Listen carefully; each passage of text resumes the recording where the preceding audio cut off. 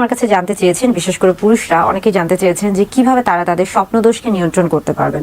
স্বপ্নদোষ নিয়ে এর আগে বেশ কিছু বার্তা দিয়েছি বা ভিডিও বার্তা দেওয়ার চেষ্টা করেছি। আশা করি ওই ভিডিওগুলো দেখলে আপনারা স্বপ্নদোষ সম্পর্কে একটা ধারণা পেয়ে থাকবেন। আজকে কথা বলবো মূলত কিভাবে স্বপ্নদোষকে নিয়ন্ত্রণ করা যায়। প্রথমে জানতে হবে যে স্বপ্নদোষ জিনিসটা কি। যদিও স্বপ্নের সাথে দোষের একটা শব্দ, দুটো শব্দকে আসলে একত্রিত করে স্বপ্নদোষ বলা হয়ে থাকে, কিন্তু এটা কিন্তু কোনো দোষ না এবং এটা খুবই স্বাভাবিক একটা বিষয়।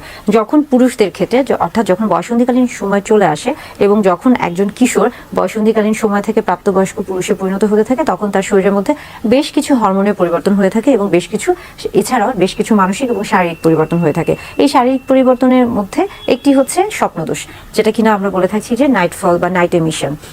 এই ক্ষেত্রে দেখা যায় যে পুরুষদের ক্ষেত্রে বা বয়সন্ধিকালীন সময় থেকে শুরু করে কিশোরদের ক্ষেত্রে এক শরীরে তাদের আমরা বলে থাকছি যে স্পার্ম বা বীর্যটা তৈরি হচ্ছে এবং এই বীর্যটা আসলে প্রতিনিয়ত তৈরি হয় এবং এই বীর্যটা যখন আমরা বলে থাকছি যে এই বীর্যটাকে যখন আপনি শারীরিক যৌন ক্ষমতার মাধ্যমে যখন এটাকে আপনার যৌনক্রিয়ার মাধ্যমে যখন এটা বের হচ্ছে না, অর্থাৎ যখন এটা নিজে থেকে তৈরি হচ্ছে এবং এটার উৎপাদনটা খুব বেশি হচ্ছে কিংবা এটাকে ধরে রাখার যে ক্ষমতা সেটা থাকছে না, তখনই কিন্তু বা ধরে রাখার ক্ষমতাটা যখন এটা নিয়ন্ত্রণের বাইরে চলে যাচ্ছে, তখনই কিন্তু এটা শরীর থেকে অতিরিক্ত যে আমরা বলে থাকছি যে বীর্যটা তৈরি হচ্ছে সেটা কিন্তু বের হয়ে আসছে। অর্থাৎ সিমেন বা বীর্য যেটা অতিরিক্ত পরিমাণে তৈরি হচ্ছে এবং সেটা কিন্তু শরীর থেকে বেরিয়ে আসছে, এটা কিন্তু ইচ্ছার বিরুদ্ধে। এবং এটা কিন্তু এমন না যে আপনি হয়তো বা মাস্টারবেশন বা হস্তমৈথুন করছেন কিংবা আপনি সব সময় আমরা বলে থাকি যে সেক্সুয়াল স্টিমুলেন্ট বা যৌন উত্তেজক কোনো বিষয় নিয়ে চিন্তা করছেন, ঠিক তখনই তা না। এটা স্বাভাবিক, একজন সুস্থ মানুষের যে কোনো সময় হতে পারে। তবে স্বপ্নদোষ মানে যে শুধু এটা স্বপ্নেই হতে হবে তা না, এটা যে কোনো সময় হওয়াটাই স্বাভাবিক। তো স্বপ্নদোষ থেকে বাঁচাতে হলে আসলে কি করতে হবে বা স্বপ্নদোষকে নিয়ন্ত্রণ করতে হলে কি করতে হবে, যেহেতু এটা স্বাভাবিক একটা প্রক্রিয়া, তাই এটা নিয়ে ঘাবড়ানোর কিছু নাই।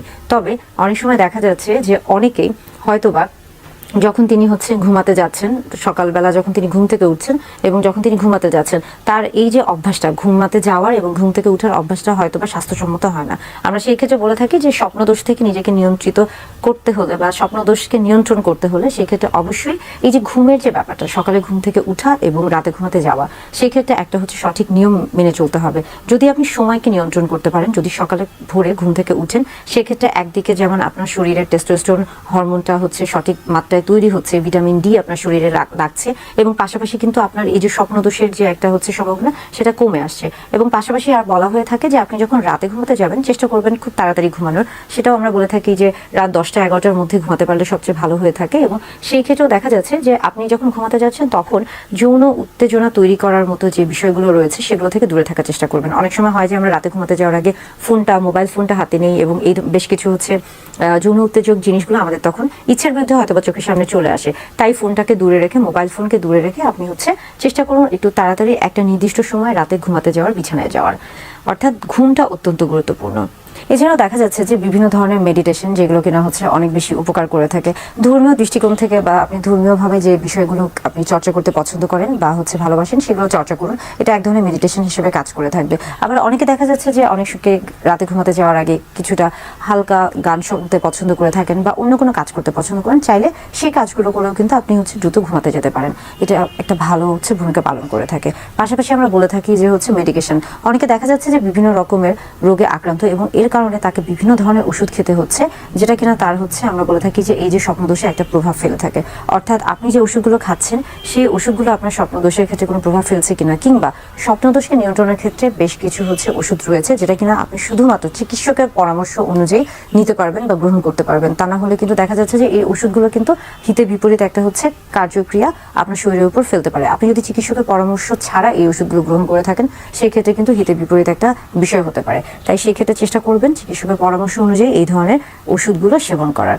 এছাড়া আমরা বলে থাকি যে বয়স বৃদ্ধির সাথে সাথে, অর্থাৎ বয়স বৃদ্ধির সাথে সাথে টেস্টোস্টেরন হরমোন একটা পর্যায়ে গিয়ে কিন্তু টেস্টোস্টেরন হরমোনটা একটা আমরা বলে থাকি যে একটা সার্চ লেভেল বা আমরা বলে থাকি প্ল্যাটু, তারপর থেকে কিন্তু অর্থাৎ সর্বোচ্চ হওয়ার পরে তারপরে আস্তে আস্তে কিন্তু এই টেস্টোস্টেরন হরমোনের যে মাত্রাটা বা পরিমাণটা এটা কিন্তু কমতে থাকে বা একটা নির্দিষ্ট পরিমাণে গিয়ে দাঁড়িয়ে থাকে। অর্থাৎ সেই ক্ষেত্রে বয়স বৃদ্ধির সাথে সাথে হরমোনটাও কিন্তু আস্তে আস্তে কমতে থাকছে।